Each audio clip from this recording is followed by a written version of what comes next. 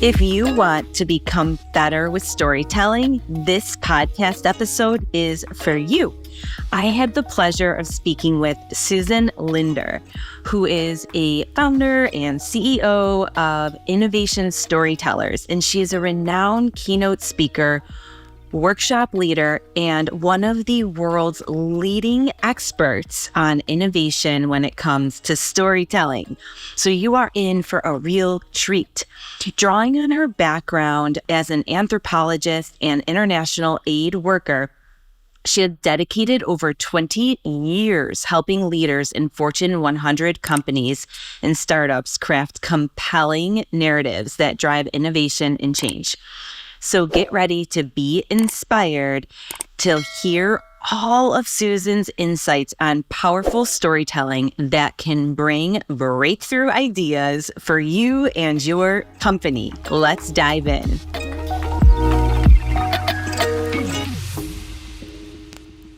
Okay, powerhouses, we have a fun guest today, and she's a little bit interesting.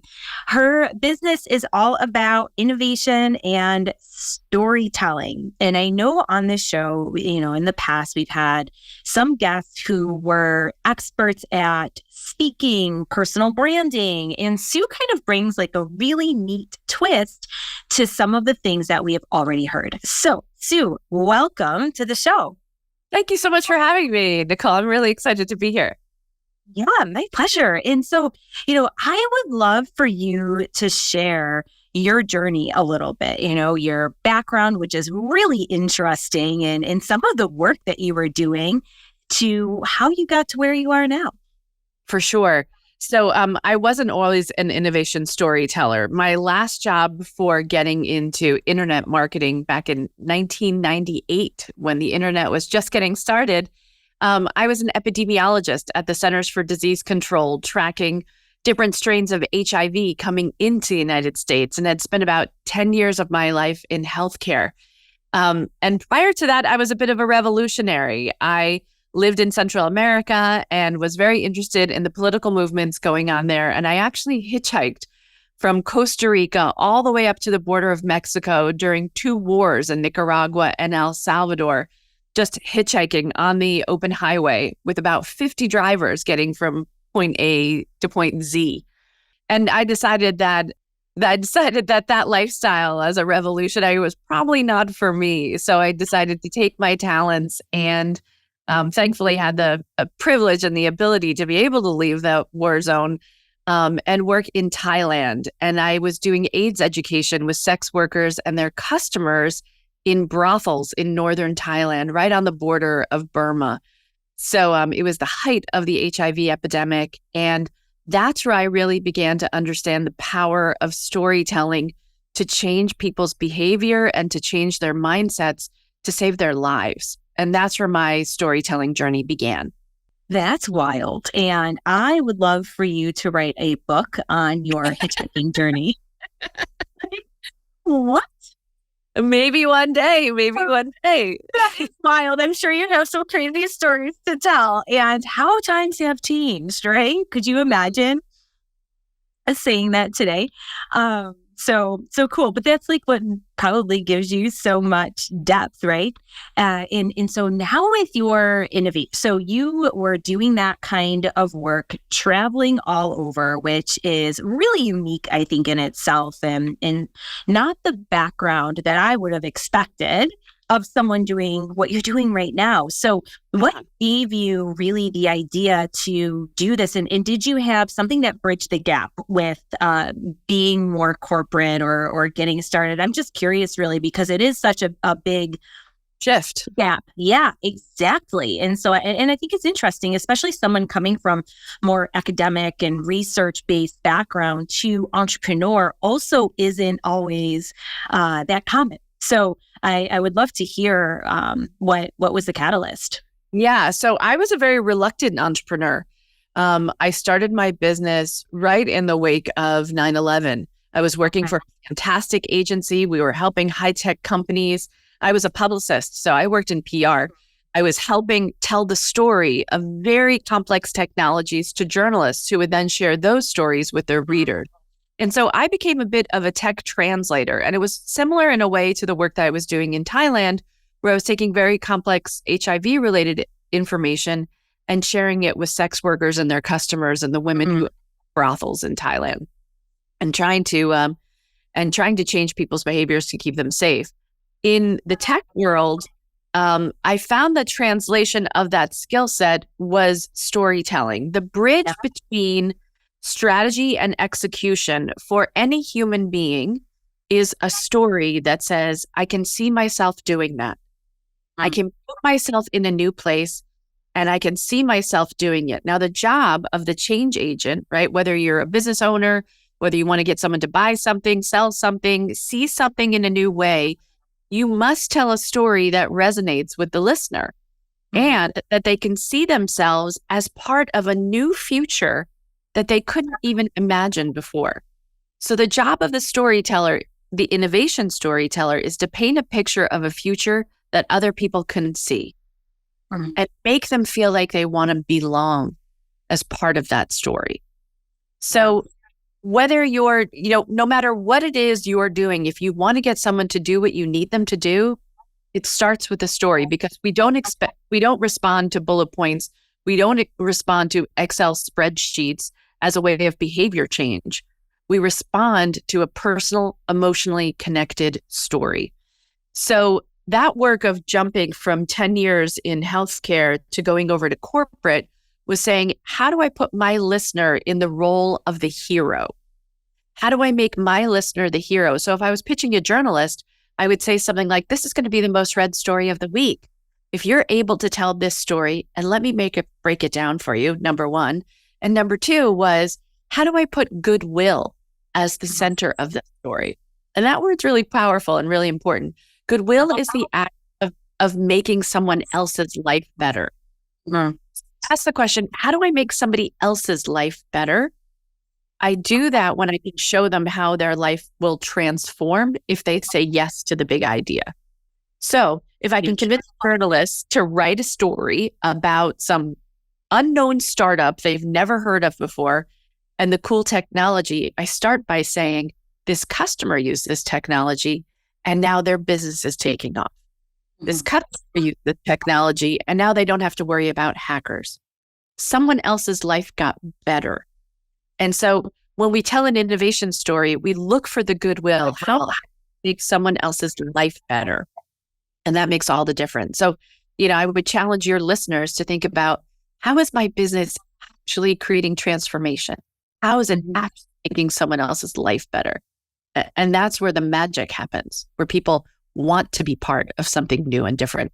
They don't fear something new and different. That I love that. And you actually went to already where my next question was going to be. What in thinking in that light, right, is as far as how to share our story in a compelling, relatable way. And you said it so beautifully too. And I say it much less beautifully, but it's like that Me Too concept, right? When you're hearing a story and you have somebody else say Me Too, you've just created that human connection, which is so significant. And I think a lot of the time, and I see my clients like do this often, is they're talking about what they do and all of the things, but they're not threading the needle to, well, how can it relate from an emotional anchor so that somebody is more compelled to either work with you or make a decision or say yes. And I'd anticipate that even like my business and some of the work that you had been doing prior to making this shift, it was like significantly emotional and vulnerable. And when you're doing that type of work, and especially in industries too that are more fear and anxiety based, I would say, the significance of being able to storytell, to break down some of those barriers are probably pretty impactful. So, I would love for you to maybe even give some of those examples or a typical framework for someone in a service-based business where they have that block, Susan, in terms of like, man, like what am I doing wrong? I feel like I'm showing up every day and I'm talking about stories, but maybe there's this like disconnect between that quote unquote going deeper, if you will, concept of storytelling. And the reason I'm asking you to go a little bit deeper here is that I hear often other women say, I am storytelling, but like they're really not. It's very surfacey and it's not relatable. And it's, I think and sometimes that's a matter of their own confidence and what they're willing to share and open up. And so would you mind touching on that a little bit in terms of what it really looks like versus just saying it? Yeah. Well, so let's keep this in mind, right? Whenever we're about to ask someone to change, right? I saw a funny meme on Facebook the other day that says, ladies, if he's not wearing diapers, you can't change him. Facts.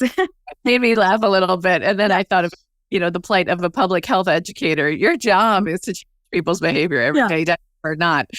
But so, the first thing we want to remember that it's really crucial that when people if you want people to open up, you have to go first. Mm-hmm.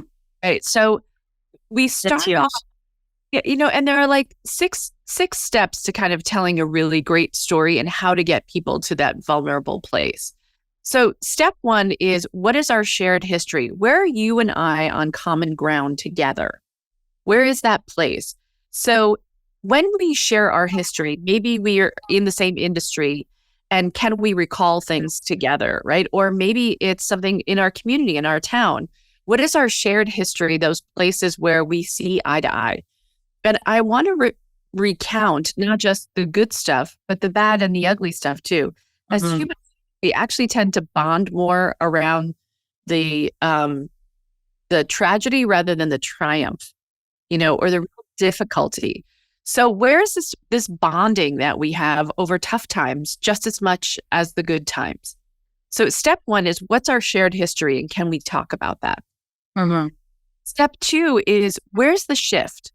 So when we're trying to understand to get people to come over to our side, we have to agree that the solution that we're providing arises at a very particular time and place. Like, I want to offer you this shift, this change, this opportunity now as a service provider, because something important has happened that makes it impossible to keep doing what we've always done. The enemy is always the status quo if we're a service provider. We're not just going to keep on doing what we've always been doing. If you want someone to change behavior, they have to adopt something new. So how can I get my listener to shake their head in agreement that something big has shifted and I can't keep doing it the old-fashioned way anymore? So it may be at a macro level, it may be the work from home revolution, right? And so now we've shifted how we work. Maybe it was COVID back in the day and that's created change. Maybe it's climate change. Maybe it's government regulation. Something really big has shifted in the world. Or maybe it's something smaller. Maybe it's a strategy change. Maybe it's new leadership or new management that's caused us to look at things differently. Maybe it's new markets we're attacking or new products that are coming out. That could be our micro shifts. So how can you get your listener to agree that something's happened and it's time? And step three, and we convince that person that standing still will effectively leave us as a loser. That there are winners and losers in this shift, and smart people are going to take advantage of it, and reluctant people will get left behind. So who can I point to is someone who's already getting it, someone who figured it out and is now moving forward. So that shift points out sitting still isn't going to work, number one. And number two, there are folks out there who get it and are doing it. We can be like them. And this makes people kind of take a deep breath and go, oh, there is a way out of this. Someone else is already nailing it. We can follow in bigger footsteps and we can get it. So it's a reassurance. And one other thing I'll say about this, whenever we're asking someone to change, the response in the body is cortisol, is the stress hormone. I don't know how many of your listeners feel like they want to get disrupted. Everyone wants this disruptive business, right? Or this disruption. Ask any of your customers how much they'd like to be disrupted. I know I don't. I get upset when someone drank all the milk in the refrigerator and I can't have cereal, right? I mean, that's disrupting enough for me. But what's happening in the body of our listener when you ask someone to change is stress.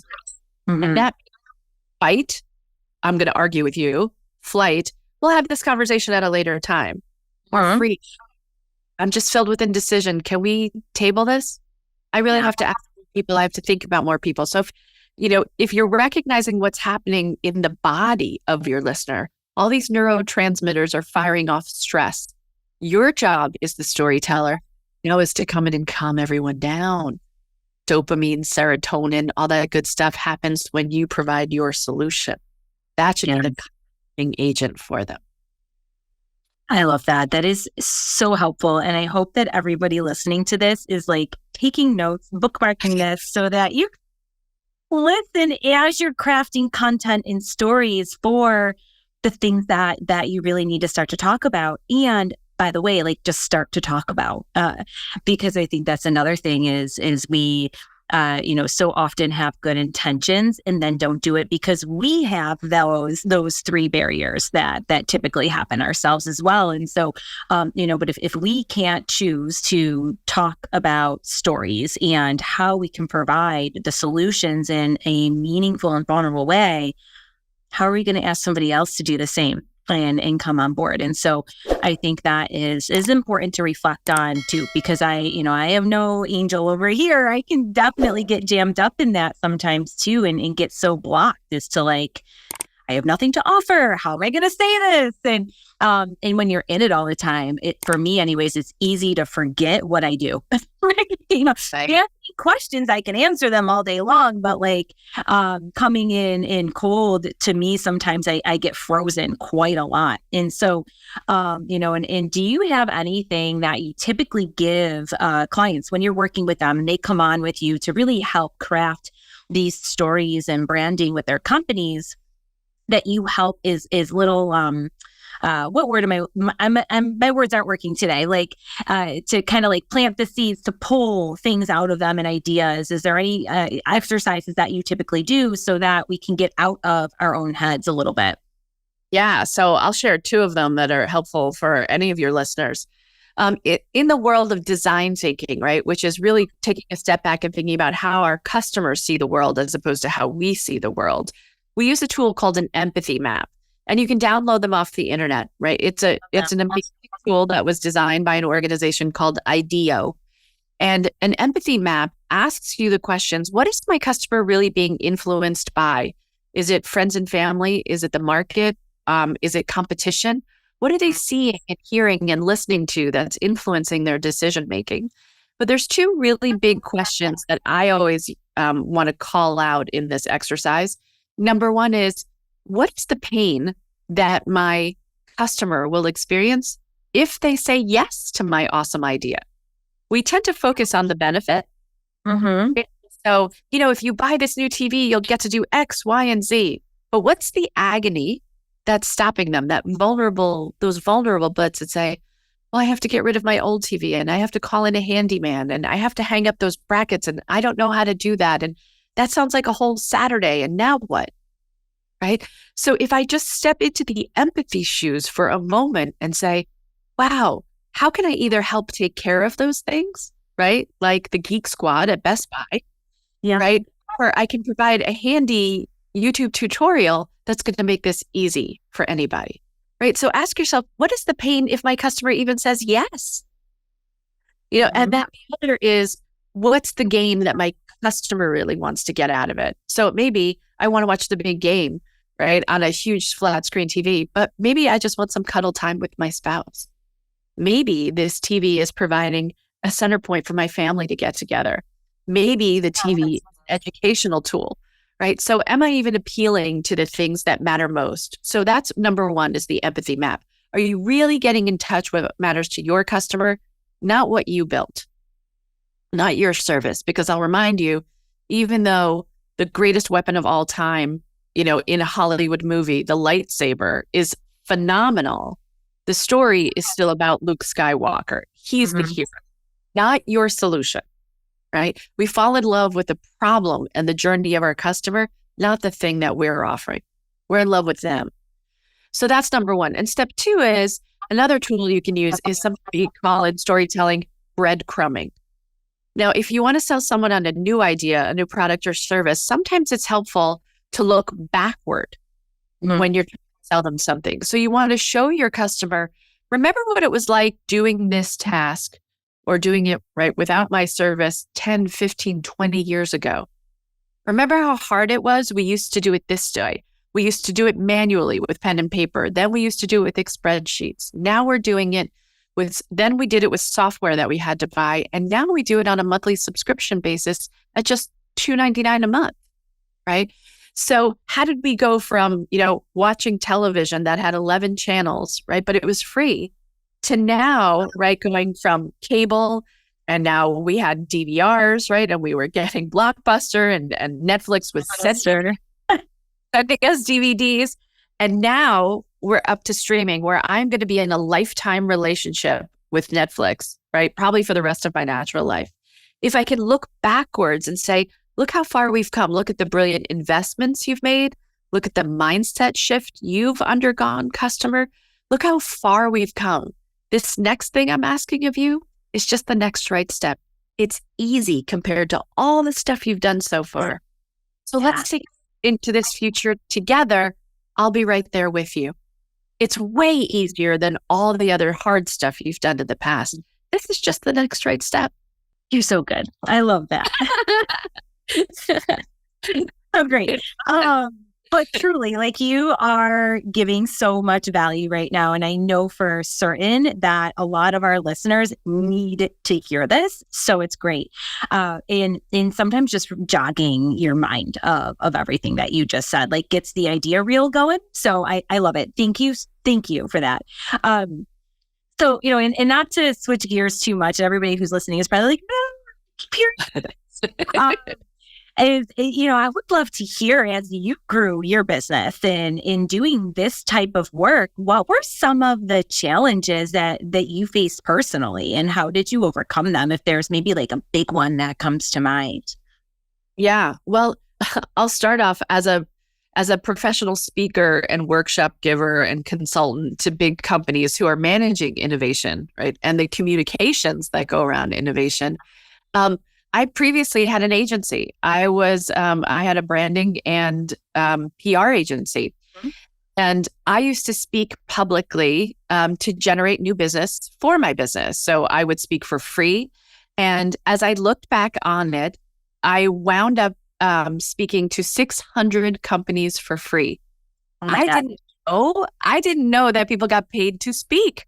I just thought this was a revenue generating opportunity for my agency.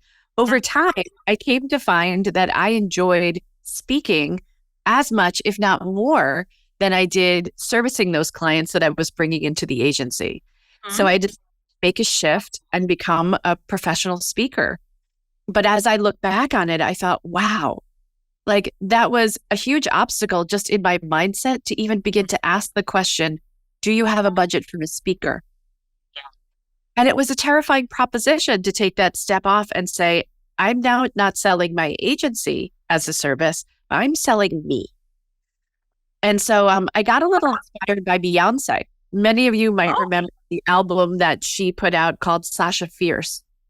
And as she was making this transition, right, from being in a girl group and then going out on her own and becoming a woman and leaving those kind of little girl themes behind, she adopted a new persona.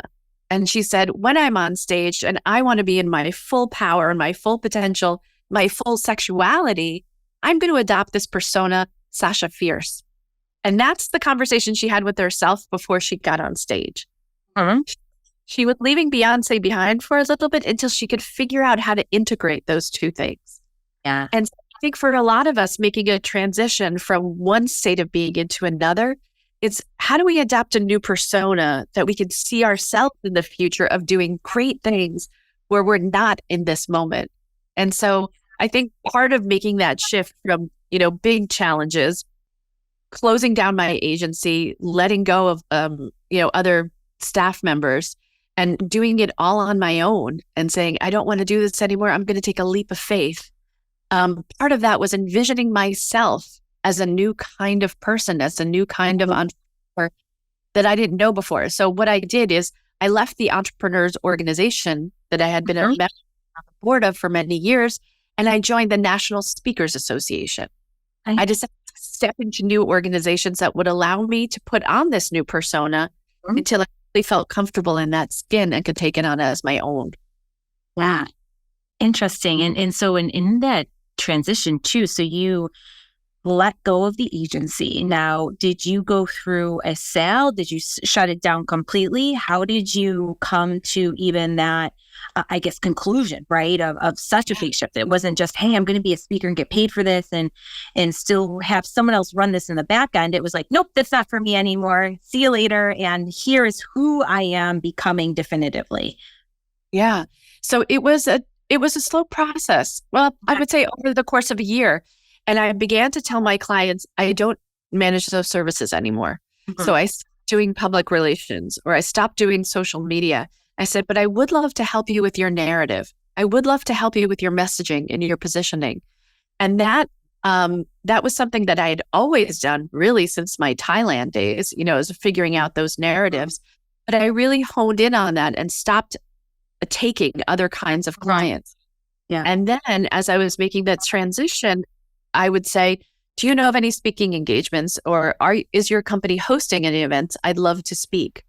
And so my clients wound up being my first cheerleaders of hiring me internally to their own organizational events and then referring me out to other people. So they kind of helped me through my transition, as terrifying as it was to tell them, sorry, I can't have part of your business, but I'll find people for you. And then to say, would you consider seeing me in this new light? And they did. And so I was really grateful for that. Some of them, I had to say goodbye, and it was challenging, but it was all steps in the right direction. What was a giant blow to my business was 1 week after the COVID lockdowns. I had really been in my business in earnest for about 6 months. And my first week after the lockdowns, I lost $60,000 in client contracts for speaking engagements all over the world because the conference had shut down. Yeah. And so there was nowhere to speak. Companies were just trying to get laptops to their employees, much less host virtual events. So that was a big shift. Yeah. Yeah. And what did you do during that time? I became certified as a virtual speaker. So the National Speakers Association wound up hosting classes on how to work Zoom, how to do great backgrounds, how to engage your audience, even over virtually. And so I became a certified virtual speaker, and that had a lot of cachet, and then just kept doing outreach. And I started my own podcast, the Innovation Storytellers Show. And I started inviting chief innovation officers on to talk about how they were doing coronavation, right? How they were in the face of coronavirus. So when they were ready to open their doors, I was the first person on their mind because I stayed in touch with them and had great conversations with them, even in the midst of the pandemic. I love that.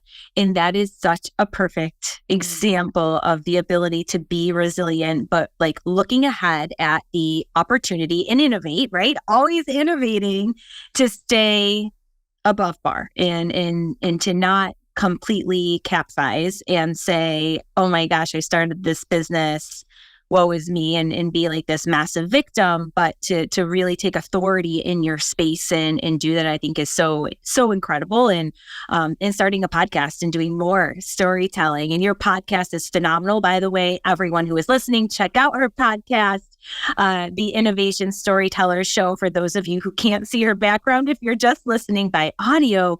But I super love that. And during COVID, we actually did something different, but similar to the sense that when everything just started to shut down and crash and markets were crashing too, we would go to work. I have a financial planning company. That's my main business. And Sarah and I would just look at each other and say, like, we're strapping on combat boots, like, let's go, and I don't think we slept for 3 months. And in that period of time, we weren't taking on new business. We were just literally trying to stop everybody from panicking.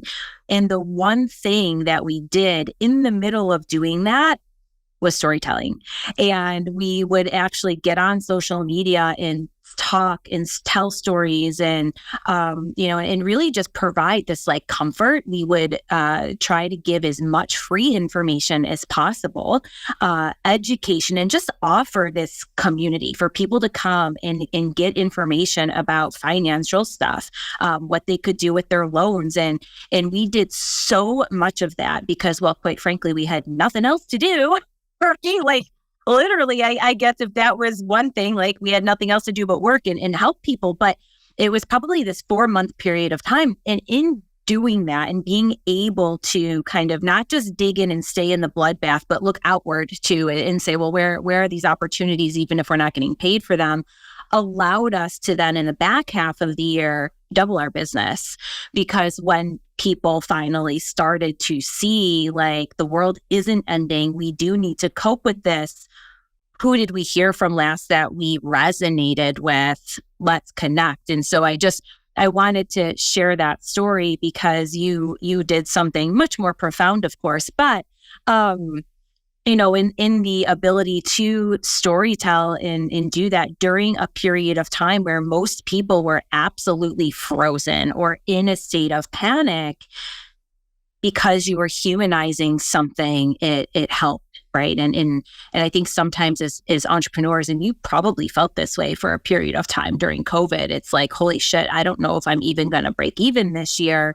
But if you have this belief in figuring it out and knowing that you're going to show up for your people, it typically works out as long as you can have that ability to look ahead and outside. So Definitely.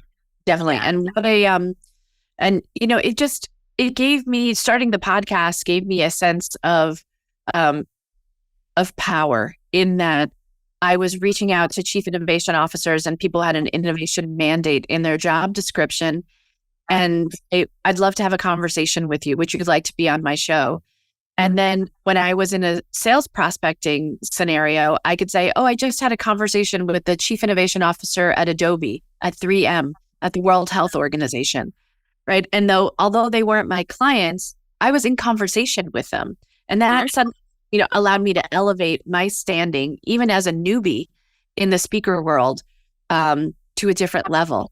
And what I learned over these 3 years of doing the podcast now is invaluable. Like I couldn't have learned that in any textbook at any Harvard Business School class.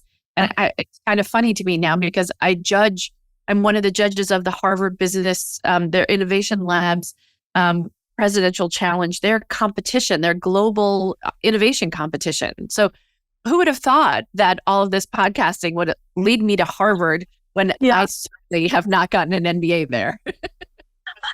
But it was brilliant, nevertheless. And your ability to do that, I think, is just genius. So, I think often the best experiences and best education, Harvard, is in real life experiences and being able to apply that. And then, of course, sometimes like weaving what you've learned in academics, but man, going through life and seeing your way through those challenges are absolutely, at least in my experience too, like the most beneficial lessons, no doubt. So thank you for sharing that. I think it's super cool. And so before we end the podcast, is there any message that you would like to leave with the listeners? Yeah. So I want to encourage all of you to, try on your storytelling shoes because it is a way of connecting that humans do that, no one else can do, right? We learn from one another this way.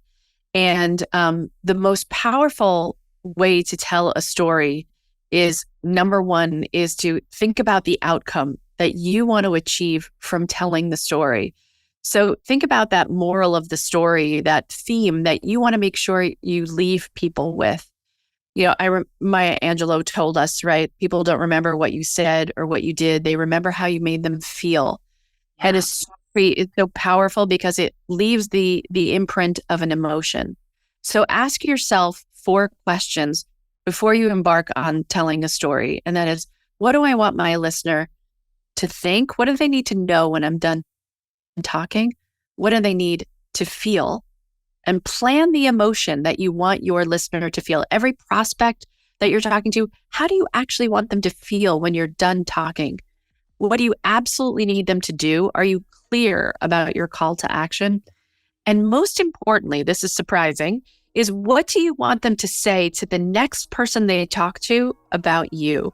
Mm-hmm. Because great stories don't just stop with the teller and the listener. The listener then says, oh my God, you have to hear what I just heard from this lady. Yeah. So are you pre-programming, interesting sound bites or pithy little messages that someone can really hold on to and take with them and share with their friends and their business colleagues when they leave the meeting with you? So think, feel, say, and do. Those 4 things, make sure you think about those as you're building your story, because then you'll actually get the outcome you want, not just a great tale told. Love it. Perfect way to end. Thank you. Thank you so much. And everyone, we will have Susan's links in the show notes to her podcast, of course, her website, if you want to connect with her, see what she has to offer, or perhaps your organization is really looking for a phenomenal, innovative speaker. She is your woman. So until next time, my powerhouses, continue to be courageous.